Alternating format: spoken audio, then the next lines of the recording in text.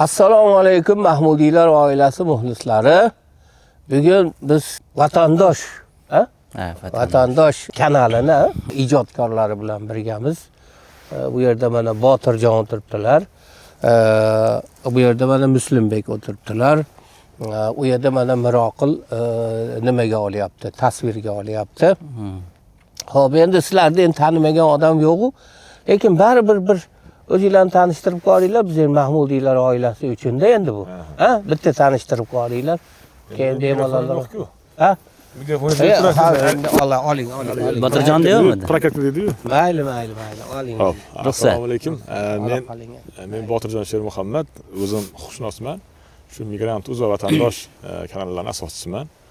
Inshaalloh bu yerda Yevropada aylanib, mana shu Yevropadagi vatandoshlarimiz haqida Vatandosh Yevropa nomli maxsus kanal ochdik. Shuni yuritish maqsadida mana tasvirga olgani kelganmiz Yevropaga. Bizni bir nima deydik? Juda bir chiroyli kutib oldi. Umakam bilan oilalari mehmonlar bilanikida. Ashariga e'tibor berib qo'yinglar. Shu talarda mana Shvetsiyada, Stokgolmda aylanib, ertaga inshaalloh mana Osloga ham ketyapmiz. Shu yerlarda shu mehmondamiz. Rahmat katta. Qaytarib bering degasiz. Bu kishiga beravering. Bor, menda bor. Men eshitman. Muslim Mirzajonovman, jurnalistman. 15 yildan ortiq bo'ldi shu jurnalistikada rasman faoliyat boshlaganimga. Faoliyatim radiodan boshlaganman. Yoshlar radiosida taxminan bir 10 yil ishlaganman. Keyinchalik matbuot xizmatlarida ishlaganman, matbuot kotibi bo'lib. Undan keyin shu internet nashrlari, turli internet nashrlarda ishladim. 2 yildan oshiq vaqt ichida Botirjon shu loyihaga taklif qildi, Migrant Uz hamda Vatandosh TV loyihasiga. Shu yerda ijodiy kontentga mas'ulman, ya'ni bosh muharrir desa ham bo'ladi. Juda mo'jaz jamoamiz bor. Mana shu jamoamiz bilan shu muhojirlarga, olisdagi yurtdoshlarimizga foydali, manfaatli loyihalar, media materiallar tayyorlashga harakat qilamiz. Ana shu maqsad bilan shu Yevropadamiz va sizni xonadoningizda mehmonmiz. Sizga haqiqatan ham xonadon egalariga, umuman kenayimga va barcha farzandlaringizga rahmat aytamiz. Juda maza qilib mehmon bo'lyapmiz. O'zimizni mehmonda ham his qilmasdan juda ham shu oilaning a'zosidek his qilyapmiz. Rahmat aytamiz. Shunaqa deb turinglar. Menga shu narsa yoqadi. Nimada biz nima qilsak, xuddi shu davrada o'zim o'tirgandek bo'lyapman degan nimalar bo'ladi-da, sharhlar bo'ladi, hali yozishadi. Juda xursand bo'lib ketaman. Rahmat. Ayni paytda arzimaydi. Sog' bo'ling. Xo'p, bir tarafdan qaraganingizda mana sizlar ham shu bir o'zbekda g'amida yurgandek odamlar sizlarda endi. Bizniki ham shunga o'xshash. Bizniki ham shu bir oila mustahkamligiga e'tibor beradigan nimamiz. O'zimiz ham endi kamchiliklarimiz ko'p, lekin nima bo'lganda ham odam o'zining yutuqlarini gapiradi, bir bo'lishkisi keladi. Shu bilan kimlargadir sal-pal bir foydamiz tegamikin deb qilayotgan ishimiz endi bu. Bizning ham ishimiz shu. Shunga o'xshashroq bizning mavzuyimiz oila mavzusi bo'ladi. Hozir endi ikkalamizni bir birlashtirayotgan narsa o'zbek haqida bo'lyapti. O'zbek xonadoni, o'zbek madaniyati va qadriyatlari mana shu haqida bo'lyapti. Shuning uchun bugungi mavzuda men dunyodagi o'zbeklarning yutuq va kamchiliklari haqida gaplashsak deyapman endi. Xo'p, o'zbeklarning boshqa millatlarga nisbatan qanaqa yutug'i bor yoki boshqa millatlarga nisbatan qanaqa kamchiligi bor? Qayerini sal o'nglab olsa, qanaqa zo'r bo'lib ketadi, qayeriga e'tibor bermasa yana shu hammadan orqada qolib ketib qoladi. Mana shu jihatlariga bir e'tibor berib, o'zingizlarni bir fikr mulohazalaringizni bir bildirishinglarni istayapman. Zora bir boshqalarga ham bir foyda bo'lib qolsa, ular ham bir shundan bir yaxshi yangi narsa olsa degan umidda bo'lyapti. Sizdan boshlaysiz ham endi haligi men bu narsamni avval orasiz ekanda. Jurnalistlarda savol ko'p bo'ladi. Men savol bersam mayli? Mayli, beravering. Endi o'zbek haqida gap ketganda birinchi navbatda mehmondo'st, mehmon yaxshi ko'radigan deb sharh berishadi. Ayniqsa Muqimjon aka, sizni o'zingiz ham ko'p aytasiz, mehmonni yaxshi ko'raman deb. Bu narsa juda ham sezildi. Rahmat. Endi shunaqa kelaveringlar, bemalol tortinmasdan kelaveringlar. O'zlari mana kechasi nechida? Bir 11 da yetib keldikmi? Nimadan Londdan Shvetsiyaga orada 1 soat poyezimiz kechikdi. Shunga qaramasdan, sovuqligiga qaramasdan Muqimjon aka o'zlari borib kutib oldilar, olib keldilar, mehmon qildilar, kech bo'lsa ham. Endi men beradigan savolim shundaki, bu haqida siz bilan gaplashdik. Endi boshqalar ham shu siz fikringizni eshitsa, zora shu mehmonga munosabat bir tahlil qilinsa degan ma'noda shu savolni beryapmanki, o'zbek odamlar odatda mehmondan bezmaydi, lekin shunaqa bo'lishi ham mumkin. Mehmondan bezmasligi uchun unga qanday munosabat qilish kerak? Ha, bu yaxshi savol bo'ldi. Ko'p joyda mana shu kamchilik bor o'zbeklarda deb o'ylayman. Mehmondan bezmaslik uchun meni nazarimda shu borischa qabul qilasiz mehmonni. Ya'ni o'zingiz odatiy hayotingiz qanaqa ketayotgan bo'lsa, xuddi shunaqa ketaveradi. Mehmon ham kelaveradi, unga alohida tayyorgarlik qilmaysiz. Agar alohida tayyorgarlik qilsangiz, 4 ta mehmondan keyin bezib qolasiz. Ya, u yana keldimi deydigan bo'lib qolasiz. U alohida tayyorgarlik qilmasangiz, u mehmon siz o'zi hayotdan zavq olib yashayapsizmi? Mehmon kelsa, o'sha zavqingizga zavq qo'shish kerak mehmon. Mehmon sizga bir og'ir mehnat, sizga qandaydir yuk bo'lmasligi kerak. Shunda siz mehmondan hech qachon nima qilmaysiz? Eng muhim nuqta ham shu ekanda o'zi. Ana bu dasturxon solasizmi? Dasturxon soling. Shu odatdagi solayotgan dasturxoningizni soling. 2 kasa ko'proq suv quyib qo'ysangiz bo'ldi, mehmonga ham yetadi, bola chaqangizga ham yetadi. Undan tashqari, mana misol uchun sizni hozir shu paytda darsingiz bormi yo ishingiz bormi? Ketaring ishingizga. Darsingizga ketaring. Shu mehmonga qo'lingizdan kelgancha bir sharoit yaratib bering. Mana mehmon, mana. Men mo paytgacha bo'sh emasman, mana ishni qilaman deng. Ana undan keyin sizga mehmon sizga hech qanaqa og'irlik qilmaydi. Va mehmonni yaxshi ko'rasiz. Chunki u zavqingizga zavq bag'ishlaydi-da. Bir maza qilib yashaysiz. Endi masalan menga o'xshagan bu odamlar bo'lsa, maqtanib oladi, maqtanishni yaxshi ko'radigan odammiz. Endi hozir maqtasangiz xursand bo'lib ketyapman. Shunaqada endi. Keyin ham nima eshitaylik? Banu, qani mehmon haqida sen ham bir eshitchi. Gapirchi. Assalomu alaykum va rahmatullohi va barakatuh. Sal qattiqroq gapir endi. Biz qattiq gapiryapmiz, endi sekin chiqmasin. Xush kelibsizlar. Avvalambor haqiqatdan juda ham xursand bo'ldik. Endi umuman o'zimiz uchun deydigan bo'lsam, har bitta vatandan kelayotgan aka-ukalar, opa-singillar o'sha yaqinlarimizni, vatanimizni iforini ko'tarib keladi. Bu narsa biz uchun o'ta qadrli. So'zlaringlar, gapirishinglar, umuman muomala, munosabat o'sha unutilib ketmasligida kelayotgan mehmonlarimizni roli juda ham katta deb o'ylayman. Ayniqsa endi o'sha vatandan kelayotganlarniki yanada alohida. Biz o'zimizni nimalarni unutib qo'yayotganimizni, nimalar yaxshi davom etib ketayotganligini anglashligimiz uchun juda go'zal bir fursat, katta bir ne'mat. Alhamdulillah, bu jihatidan men juda ham xursand bo'laman. Umuman bu bitta jihati bo'lsa, ikkinchi jihati farzandlarni tarbiyasida mehmonlarning roli juda ham katta. Ayniqsa Yevropa mamlakatlarida agar mehmon kelmaydigan bo'lsa, bolalarimiz o'sha yevropalik bolalarning bittasi bo'lib katta bo'lib qolish ehtimoli juda katta. Ular o'sha o'zlarini o'sha mehmondo'stlik degan narsani butunlay unutishadi. Buni bir nechta joyda guvohi bo'lganmiz. Ayniqsa o'sha yangi kelgan paytlarimizda bir qancha Yevropa mamlakatlarini aylanib, bir qancha o'zbeklarnikida mehmonda bo'ldik. O'sha paytda men o'zimga ancha katta dars oldim. Ularga ham rahmat. Biz uchun tajriba maktabi bo'lishdi.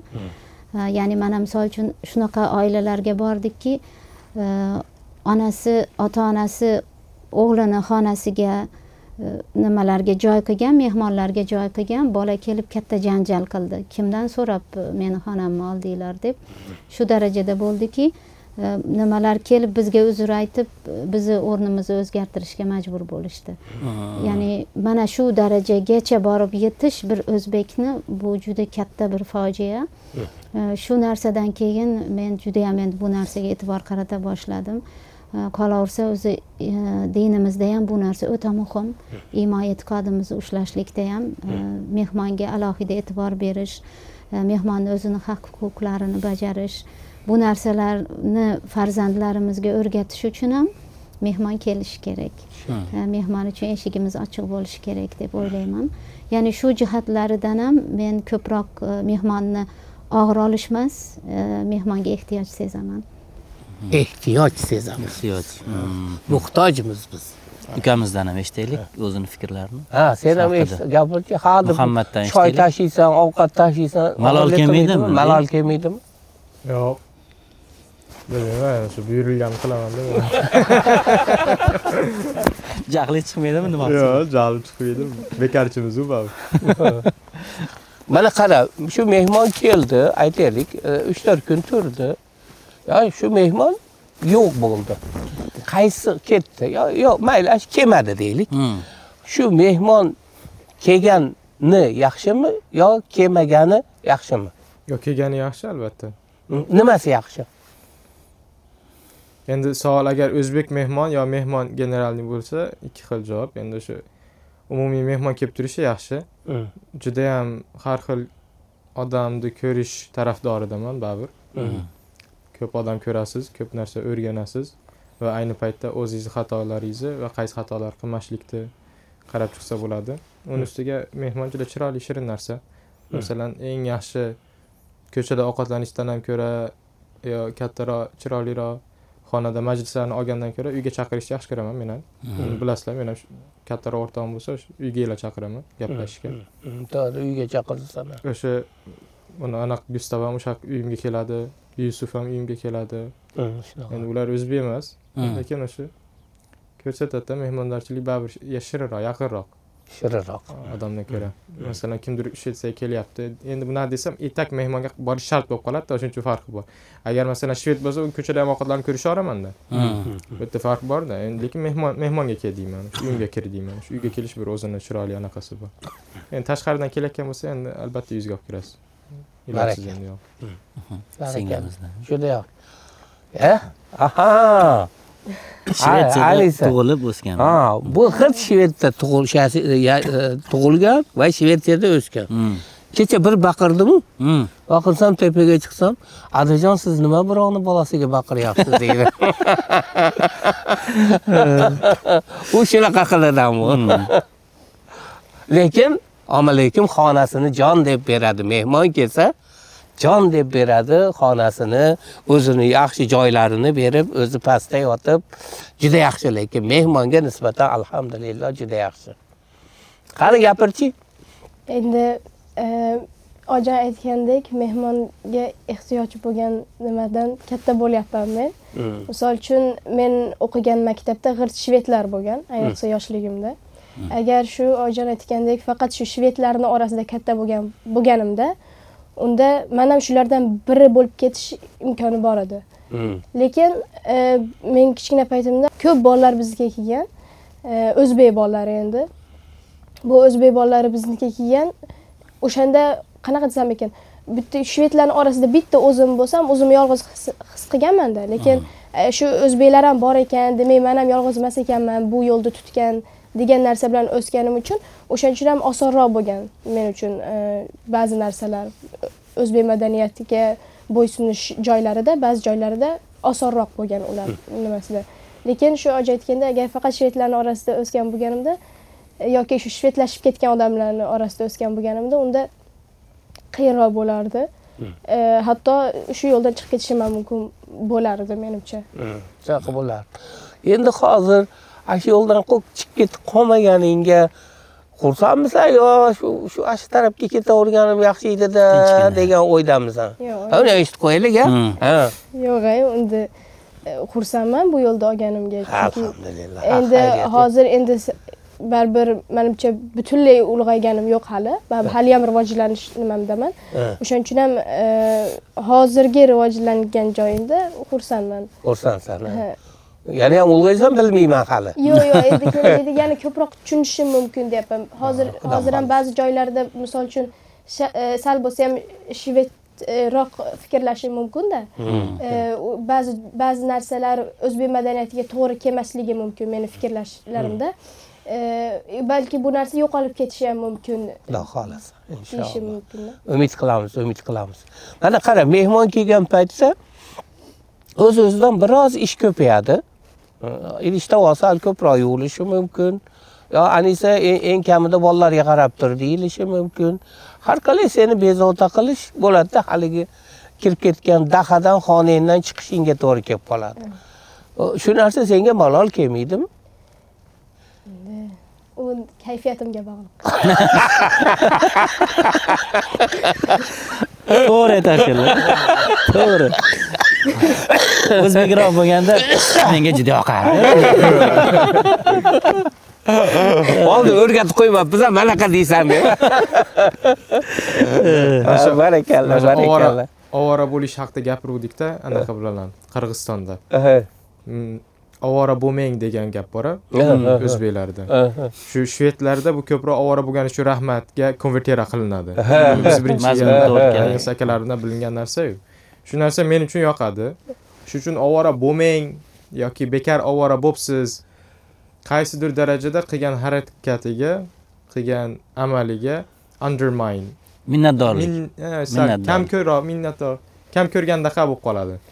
Ovora bo'lganingiz uchun rahmat ko'proq tan oladi qilgan amalingizga va o'shunga rahmat aytayotgan bo'ladi.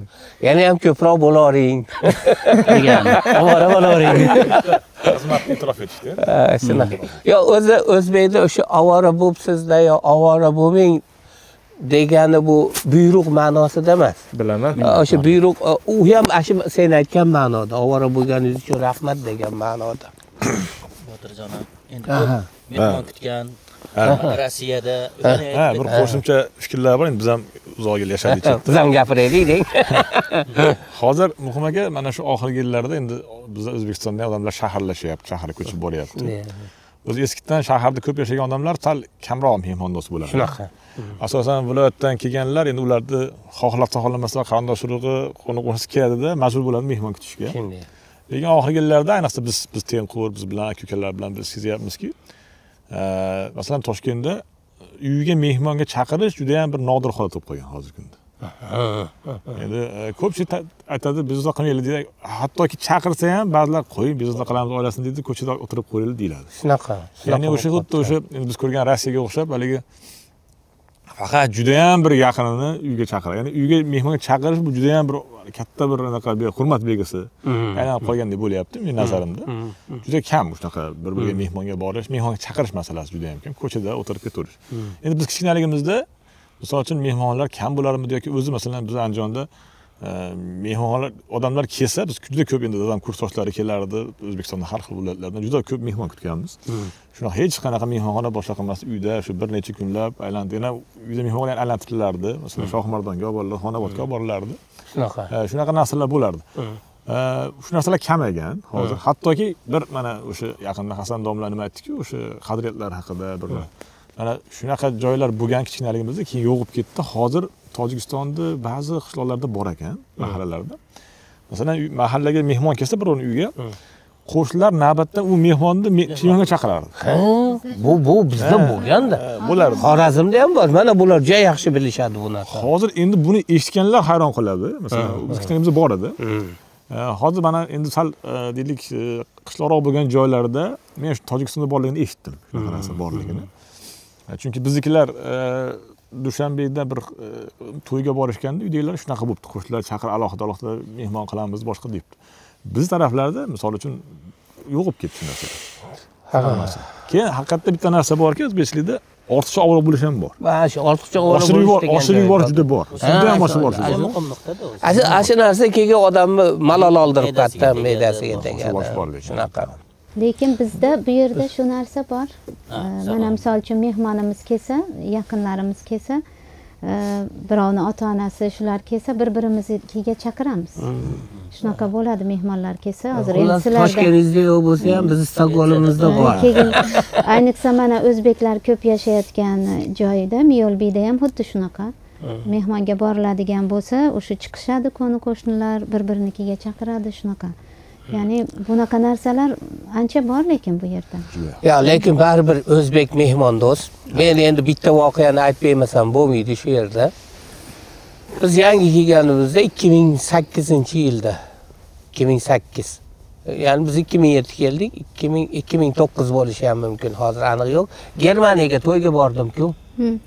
Xullas shu yerda biz ikkita o'zbek bo'ldik, ikkita arab bo'ldi va Shamsiddin bilan Nuriddin. Shamsiddin bilan Nuriddin u paytda 10 yashar, 9 yashar bolalar edi.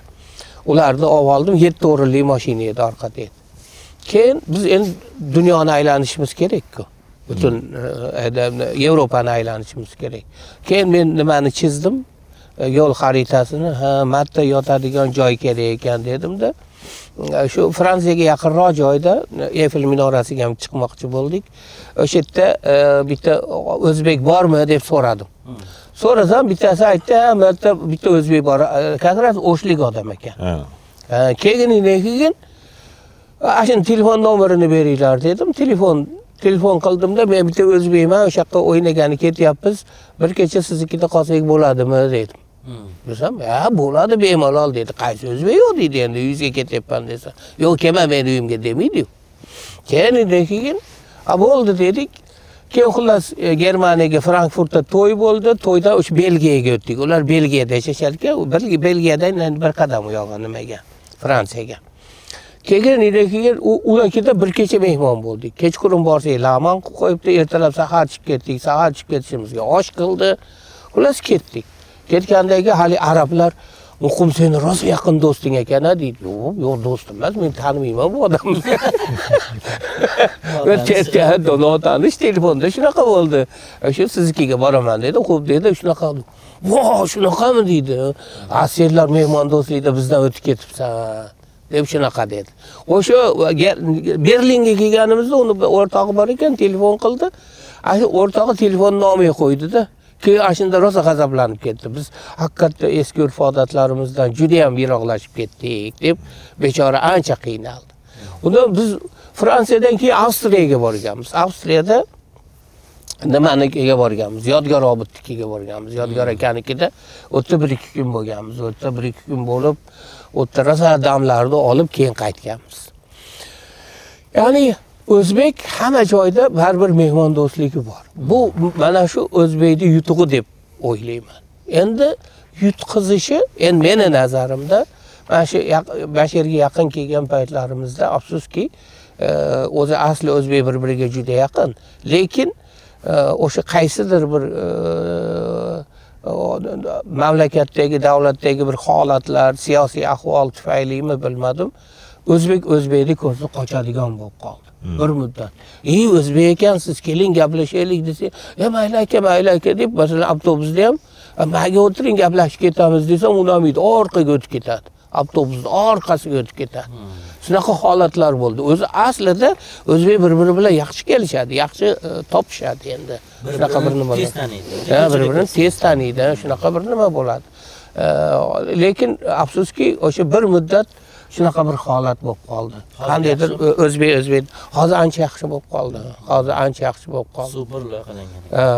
Shunaqa bo'ldi. Hozir ancha tuziga, hozir har qalay yopishib kelishyapti endi hozir. Alhamdulillah. Kecha Shvetsiyani o'sha savdo markazlarida yoki ovqatlanish joylarida yurganimizda o'zbeklar juda ko'p ekan. Bir qarashda tanidik, haqiqatan ham o'zbekcha gaplashib shunaqa. Kamchiliklari deganda mehmon kutishdagi kamchiliklar ham bormi nima? Yo'q, mehmon kutishdagi kamchiliklar boyaga aytganim o'sha. Birinchidan mehmon atoyi xudo deydi.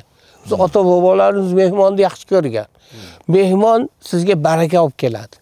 Mehmon sizga zavq olib keladi. Mehmon mana Bonu aytayapti, bolalarimni tarbiyalash uchun men mehmonga muhtojman deyapti. Tushunyapsizmi? U mehmon menga muhtoj bo'lib kelibdi desa, siz mehmon kuta olmaysiz. U mehmon menga katta foyda beryapti desangiz, keyin u mehmonni yaxshi ko'rasizlar. Tushundingizmi? Men mehmonga mana qilib qo'ydim deydigan bo'lsangiz, qiynalasiz endi. Ham bunga ham qilib, hammaga xizmatkormanmi men nima deydigan bo'lib qolasizlar. Yo'q, shu mehmondan zavq ola bilish kerak. Unda mana farzandlaringizni tarbiyasi uchun qancha yaxshi narsa bor, bola chiroyli qilib aytyapti-ku. O'sha narsa bo'ladigan bo'lsa, hech qachon mehmonni og'ira olmaysiz. Bilaks mehmonni yaxshi ko'rasiz. Men o'rtadagi odam bo'lganligim uchun har xil odam keladi. Masalan, shunday odam kelishi mumkinki, ikkovi bir-biriniki umuman bormasligi mumkin. Lekin unisi ham kelaveradi, bunisi ham kelaveradi. Menga farqi yo'q. O'zbek bo'lsa, bir yaxshi odam bo'lsa, bemalol uni mehmon qilib jo'nata olamiz. Keyin Botirjon, mana ikki oshib ketdik. Shvetsiyada ko'rganlarimizda endi bu mehmon, o'zbek millati mehmon do'stligi haqida gap ketganda yana bir narsani qo'shimcha qilishim kerak. Biz Shvetsiyaga Lundga kelgan kunimiz, birinchi kelgan kunimiz shahar aylandik piyoda. Piyoda shahar aylanib yurganimizda Botirjon ko'zi Mazza Bowl degan bir oshxona, mo'jazgina kichkina oshxonaga ko'zi tushdi. Mana shu o'zbeklarniki bo'lsa kerak dedi. Endi men yo'q, balki Eronlikmi, Pokistonlikmi, shu turklarga yaqinroq birorta millatli, balki turknikidir deb o'tib ketdik. Berk ekan. Keyin ertasiga keldikda ochiq ekan, kirdik, salomlashdik, inglizcha gaplashdik. Keyin qayerdansizlar dedi, O'zbekistondan. O'zbekcha gapiravringlar deyapti-da. Men ham afg'onistonlik o'zbekman deyapti-da. Shu bilan tanishib, ulardan ham intervyu qildik, chiqadi u ham. Bizni mehmon qildi, qo'yardi, qo'ymasdan, yo, kelib qolibsizlar O'zbekistondan millatdoshlar deb. Juda yaxshi ko'raman, O'zbekistonga bir 40-50 marta borganman deb. Hamma, hatto toshkentliklar ham bormaydigan joylarni aytayapti-da. Endi shunaqa yaxshi bilar ekan, yaxshi ko'rar ekan, ko'p borar ekan. Keyin ertasiga o'sha Helsingborg deydimi? Helsingborg endi aytadigan bo'lsak, shu yerga olib borib, o'sha paraxodga chiqarib Daniya tomonmi? Daniya tomonga o'tib Helsingborgmi degan yana bitta tomonga Helsingfors. Helsingyor. Xullas Hasan Husan deganda egizak joylar ekanda, biz kichkina bir joydan o'tdik, haligi nimadan dengizdan.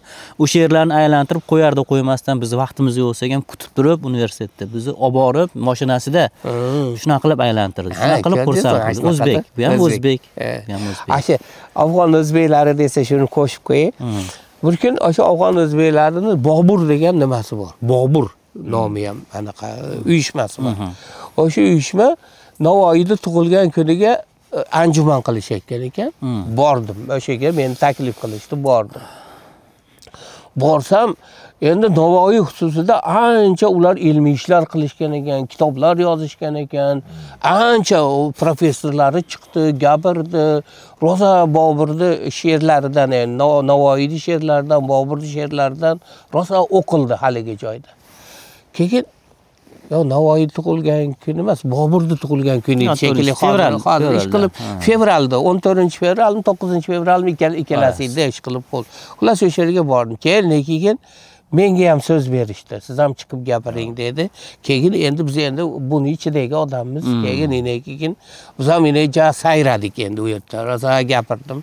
Gapirganimdan keyin deyarli har bittasi kelib rahmat aytib ketdi. Deyarli har bittasi kelib qo'limizni siqib, juda ajoyib bo'ldi, rahmat deb, sizlarning tilinglar boshqacha softa deb qo'yadi. Ular bizni tilimizga havas qilishadi.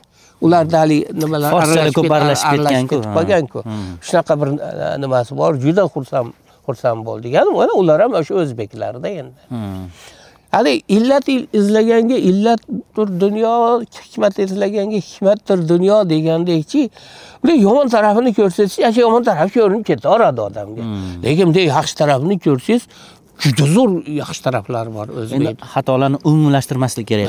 Sizda yakka xuddi shunaqa demoqchiman. Endi hamma millatda ham yaxshisi bor, yomoni bor. Shunaqa. Yaqinda Avazoximdek bir nimasi konsertida shuni aytgan ekan ham, juda qiziq qilib aytib bergan. Haqiqatan ham borda, shu mehmonga hamma narsa mehmonga deb, hattoki uylarda mehmonxona alohida turadi. Unda tuzatilgan hamma dasturxonlar turadi, o'sha nimalari, pistalari boshqa turadi. Uning eshigi qulf. O'zi ham kirmaydi. Ya'ni u uy egalari unga kirib o'tirishdan haqqi yo'q. Mehmonga. Bitta konditsioner ham bor deydi. Haligi qantan mehmonga, o'sha ola fantasiya mehmonga ham turib tursin deydi-da. O'zini farzandlaridan, o'zini oilazoridan shuni bir qizg'anadi, shu narsani nima qiladi. Shu to'g'ri emas mening fikrimcha. Endi to'g'ri mehmonni hurmati bor, lekin odam o'zini yaqindan baland bo'lish mumkin emas deydi, bu to'g'ri emas. Shuning uchun bu yerda munosabat to'g'irlash kerak. O'sha xustani ham ba'zida balkim oilazorlarga yeb turish kerak. Mehmon ketdi endi, nima deydi, olg'a deydi. Bizda shunaqa xona bormi deyman-da. Bizda xona shunaqa bor. Bu o'zbeklarda juda bor. Biz uyimizdagi doim turamiz, unaqa xonani o'zi imkoni yo'q. Hammasi bir xil bor. Lekin kichikligimizda ko'rganmiz. O'sha har bitta oilada bor. O'sha Avazovxon juda qilgan hammaga ta'sir qildi, hamma maza qildi kulib lekin. Bor narsa-da bu, juda ham bor narsa.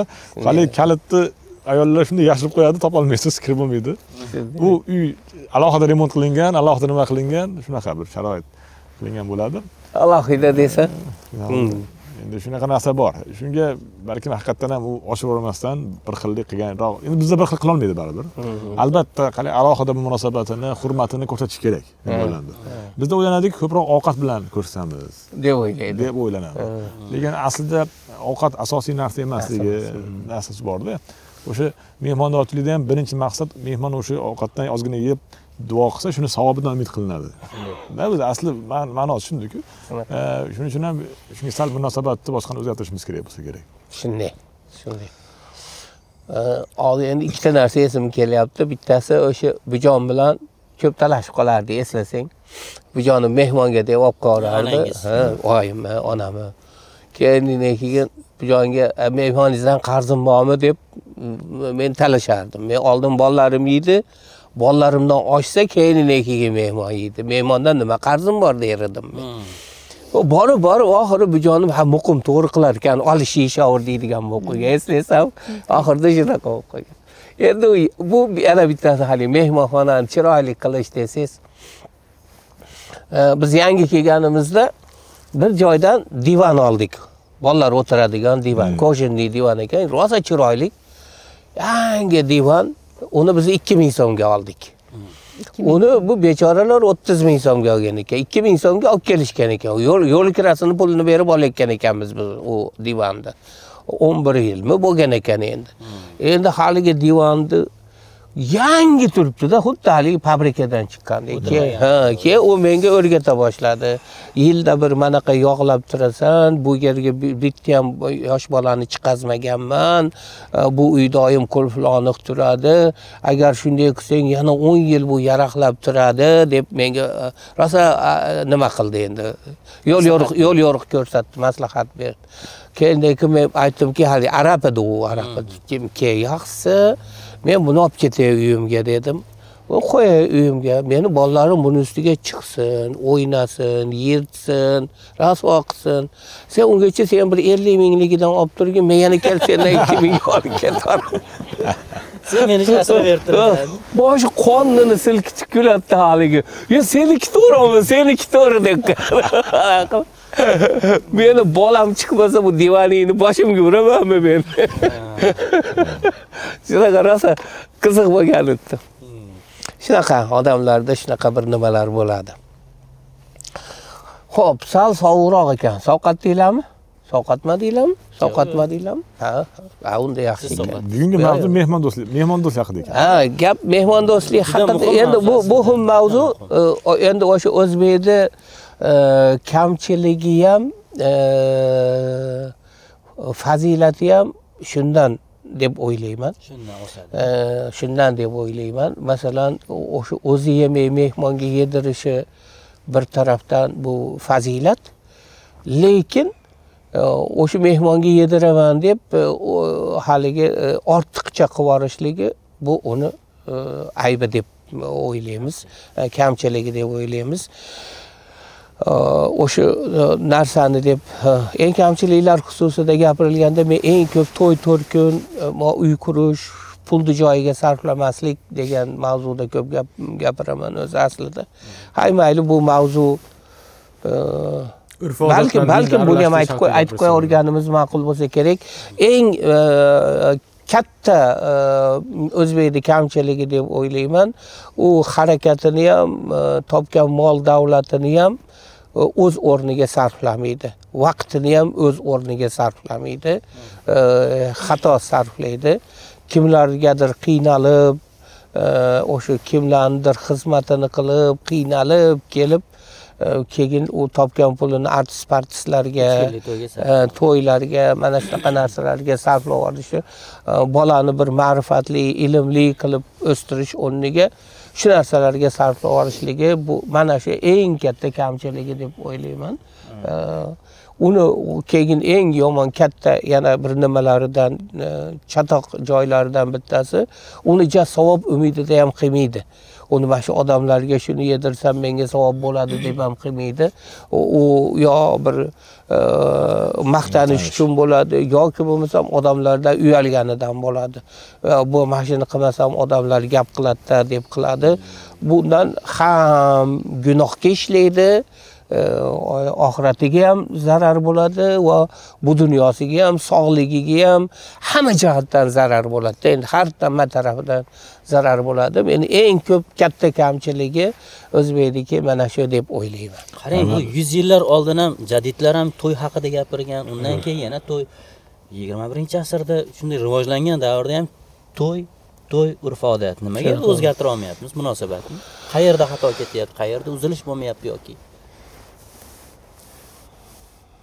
Bilmadim. Menimcha hozir oxirgi paytlarda biroz o'zgardi shekilli. Odamlar ilm ma'rifatga sal e'tibor bera boshladi shekilli.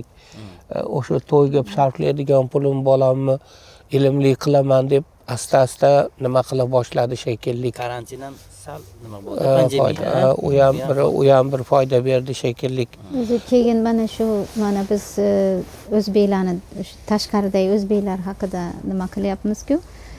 Shu yerda men ko'p solishtiraman-da, bu yoqdagi o'zimizni o'zbek jamoati bilan mana tashqariga chiqib kelamiz, u yerdagilarni solishtiraman. Bizni bitta yutug'imiz deb o'ylayman. Mana aynan shu to'y yoki o'sha orzu havas degan narsa haqida aytiladigan bo'lsak, endi hamma o'zidan kelib chiqib aytadi. Men aynan o'zim bilgan, o'zimni atrofimdagi shu 20-30 ta oila, o'sha ayollarni nazarda tutib aytyapman. O'sha ilm ma'rifatga e'tibor berish jihatidan juda kuchli.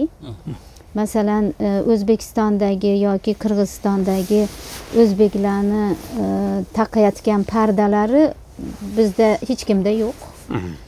Unaqa narsalar yoki ular kiyayotgan o'shunaqa modani ketidan quvib ular ishlatayotgan tilla, marjon bunaqa narsalar yo'q. U darajada yo'q. Lekin mana misol uchun qizlarimiz hammasi ishlaydi, hammasi o'zi pul topadi. Har oy vaqf uchun pul chiqaradi, ehsonlari bor, katta nimalar bor. Ya'ni o'sha o'lganimizdan keyin ham ortimizdan borib turish kerak degan nimalar bor. Madrasalar ta'minlanishi yo boshqa. Hammasini oshkor, yopiq nimalari bor. Bu ayollarning o'zi. U erkaklarga o'tayotganim yo'q. Bu jihatida juda katta farq bor. Hatto xursand bo'lamiz, ba'zi jihatlarda yaxshi ham O'zbekistonda emasmiz. Agar o'sha yerda bo'lganimizda biz ham shunaqa ahmoqona ish qilarmidik degan narsalar keladi. Masalan, to'ylarda ham farq o'ta katta. O'zim borib mana to'y qildim Muhammadda. Yaxshi ham shu begim borlar, begimni qora qilib turib ko'p narsada yo'q begim unamaydilar deb turib harakatlandim. Ya'ni juda qiyin bo'ldi. Bu yerdagiga o'xshatib o'tkazishligim to'yni o'ta qiyin bo'ldi u yerda. Bu yerda juda ham oddiy. O'sha hammamiz to'y qilamizmi yoki bir aqiqa bo'ladimi, shunaqa narsalarda hamma kim osh qilib keladi, kim somsa, kim uni, kim buni hammamiz olib kelamiz, o'rtaga qo'yamiz. U sovib qolgan ham bo'lishi mumkin, unaqa qaynoq kelmasligi mumkin. O'shlarni yeymiz, ichamiz, duoyimizni qilamiz, ketamiz. Ya'ni unaqa bir nima yo'q-da. Hasham yo'q, umuman yo'q. Hamma ishlatadigan narsalarimiz hatto o'sha ba'zan davlatdan kelib qolganlar ro'baro bo'lib qoladi, to'ylarimizga rosa hayratlanishadi. Biz odatda faqat o'sha bir martalik dasturxonlar, bir martalik tarilka, piyola, shu stakanlar, shularni ishlatamiz. Keyin to'y tugagandan keyin uni shunday qilib yig'ishtiramiz, axlatga tashlaymiz. Bo'ldi. Ya'ni u falondeka idish tovoq, bunaqa narsalar umuman ishlatilmaydi. Bunaqa narsalar yo'q. Ya'ni oddiylik o'ta bu yerda kuchli. Oddiylik o'ta kuchli. Bir-birimizni narsamizni ham kiyib ketaveramiz. Bolalarimizga ham bolalarimizni narsasini beramiz. Ya'ni bu narsalar o'ta oddiy. Qaytanga u yoqdan kelganlar birovni eskisini kiyadimi, birovni anaqasimi? Men unaqa emasman. Kiyishi mumkin. O'sha eski magazindan borib olishi ham mumkin, lekin uni bildirmaydi. Uni bir haligi opa ukasini narsasini kiyishlikni qandaydir bir uyatli narsa deb biladimi yo bir o'zini xorlatish deb biladimi uni bilmayman. Ya'ni bu yerda o'sha narsalarda yutug'imiz bor deb o'ylayman o'sha jihatdan. Biz akamizni yoki biz jiyanlarimiz bizni kiyimlarimizni hozir biroz boshqacharoq, biroz qiyinroq. Meni ach kiyimdan boshqa hech qaysi kiyimim o'zimniki emas. Yo, men kurtkani menga olib berdingiz-a? Kurtkamdan ach kiyim. Achki yo'qmi deyapti, ishlatilgan. u to'g'ri kelmaydi. Bo'lsa shuni ishlatadi. Xuddi shunaqasidan bo'lar topsa bo'lardi. Shunaqa. Mana shvedlar ko'p adaptivitet haqida gapiradi. O'zgarishga ochiqlik haqida gapirib beradi. Arablarda ko'rdim, savdo anaqasida ochiqligi bor. Juda ham ochiq, o'zgaruvni qabul qiladi.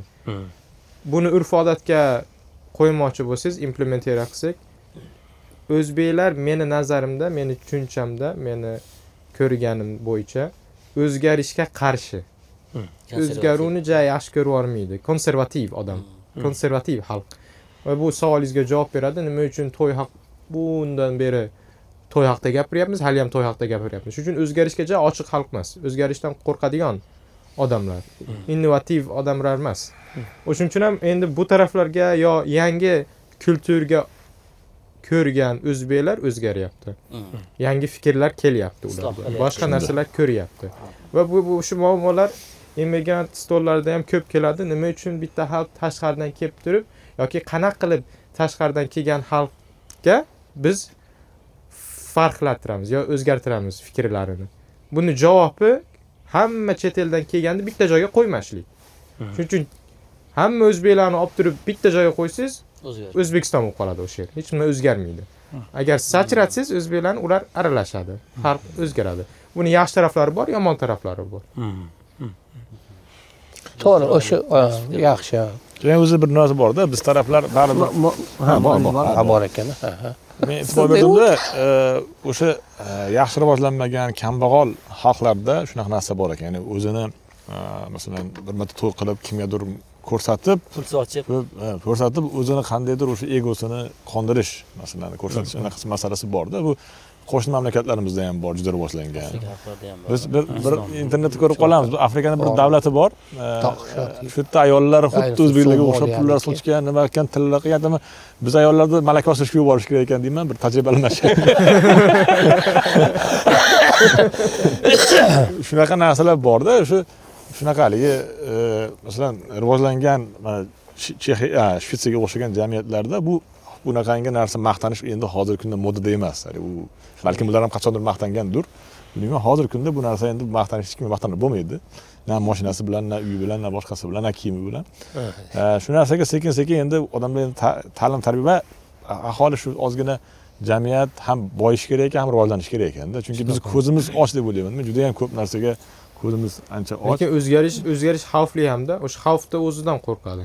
O'zgarish yaxshi narsani olib kelishi mumkin, lekin dopamindaqa narsada bitta o'zgarasiz, bitta yaxshilik kelishi mumkin.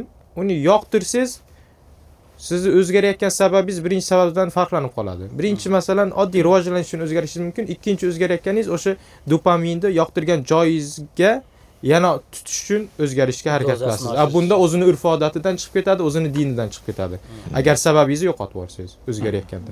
Endi hozir ko'pchilik chetga chiqyapti, aylanyapti, dunyo ko'ryapti, o'qiyapti. O'zgarishlar bor. Lekin mana bu narsa bizning baribir bu dinimiz bizni ko'proq jamiyatimizni ayollar boshqaradi. O'sha ayollar o'sha o'zimizni uyda o'tirgani ko'p, uyda o'tiradi-ku, chetga kamroq chiqadi.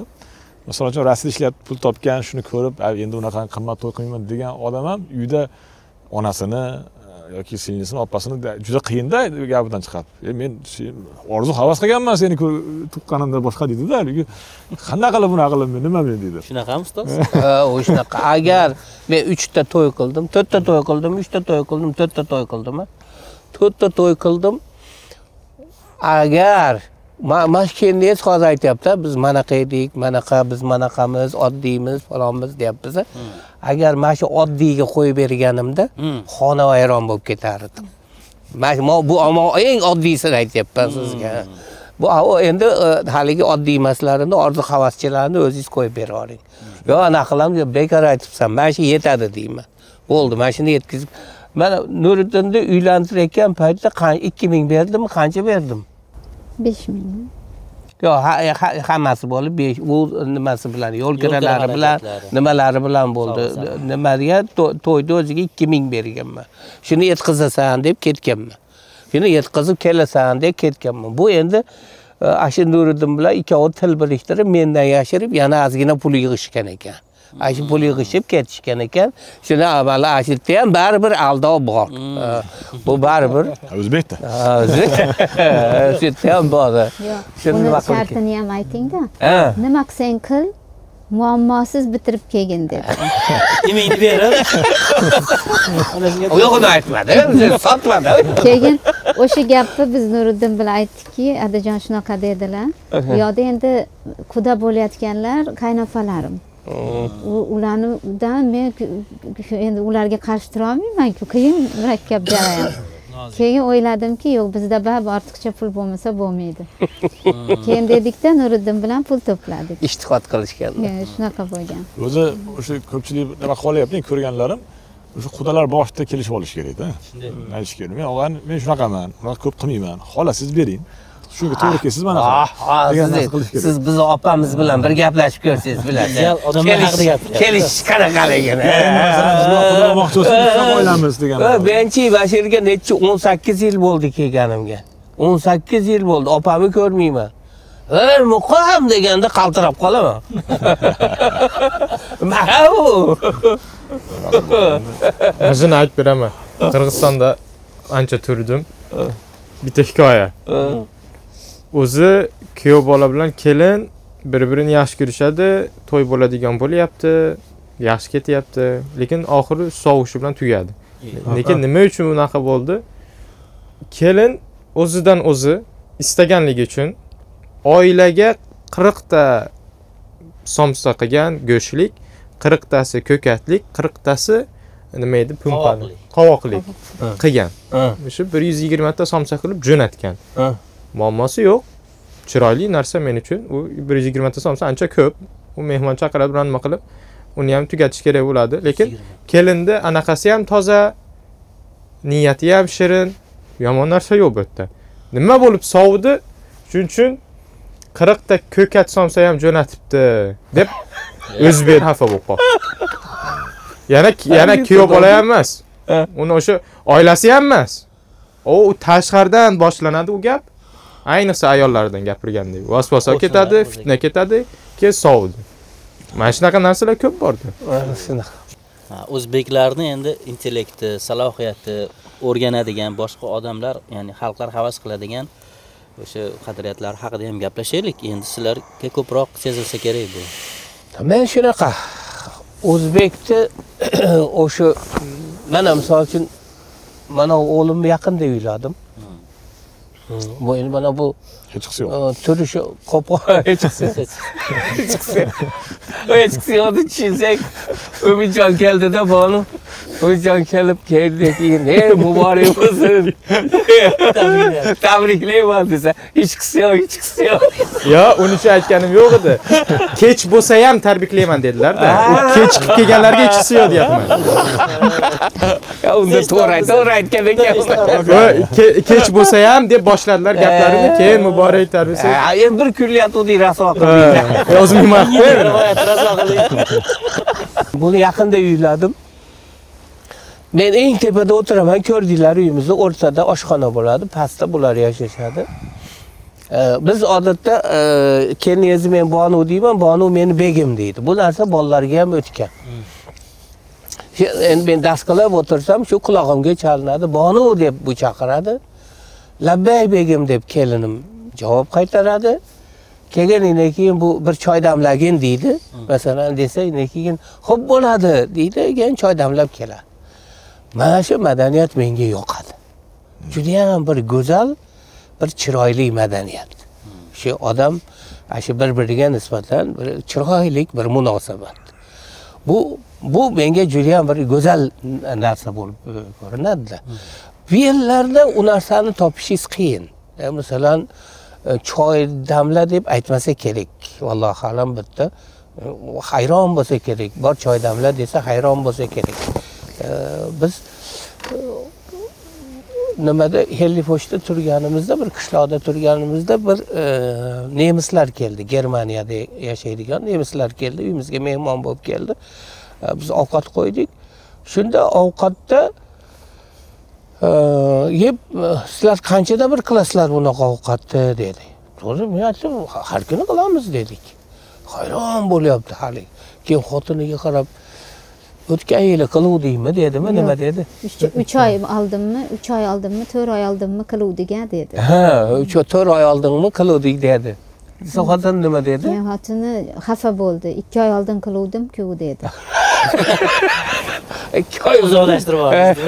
2 oy oldin qiluvdim-ku deb xotini ularda mana shunaqa. Mana misol uchun men ishlardim, kenniz har kuni menga ovqat olib borardi. Haligi endi keyin bu bilan gaplashib o'tirardik, avtobusda birga yurardik. Bo'lmasam buni ham o'zini ham ishi bor. U o'zini ishini qilib kelib, undan keyin ovqat qilib, menga ovqat olib borardi-da endi. Keyin haligi atrofimdagilar rosa havas qiladi endi. Va meni kollegalarim deyarli hammasi taniydi buni. Va muqim xotining keldi deb. Keyin haligi bittasi men ham bir nima qildim deydi. Muqim xotining zo'rda seni deydi. Men deydi bir kun ovqatimni unutib qo'yibman deydi. Xotinimga o'zim qilganman deydi, o'zim tayyorlaganman ovqatimni deydi. Astronomkaga olib chiqib ber desam, bir marta olib chiqib berdi deydi. Keyin yana bir marta yana unutib qo'yibman deydi. Keyin olib chiqib berib qo'y desam, keyin hadib olib chiqib beraveraman, bir marta och qolsang keyin unutmaydigan bo'lasan dedi deydi. Qani ko'rdingizmi? Er xotinning munosabati ularda shunaqa. Farzandlar mana misol uchun men bu yerda qoidasi bo'yicha masalan Anisaga o jiyaningga qara deya olmayman. Unga o'z ota-onasi qarasin deydi.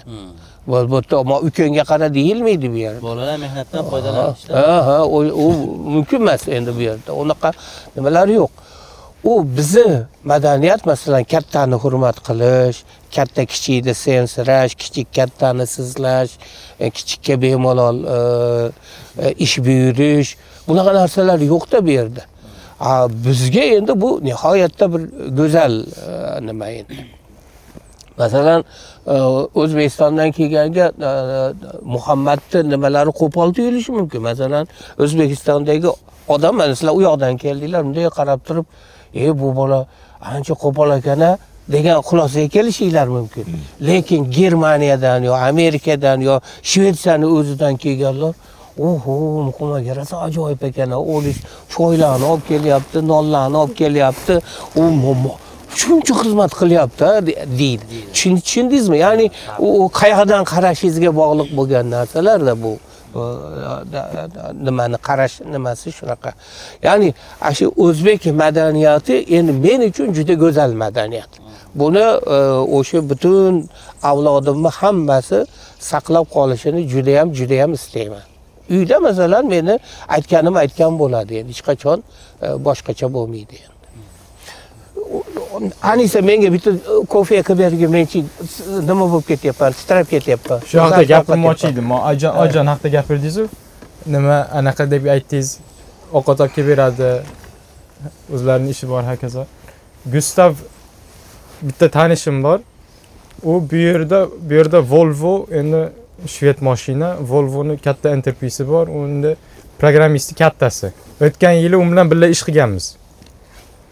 Endi u uyimizga kelgan va uyimga ela chaqirganman. O'zi tashqariga uchrashadiganlik, yo uyimga ela kela qol dedim. Ishlarni kompyuterda ko'rsak yaxshiroq desak, u kontur bir kunga lokal ana qilsak bo'ladi, olsak bo'ladi deb gaplashyapti. Yo'q, uyimga kelaver, bemalol bizda dedik.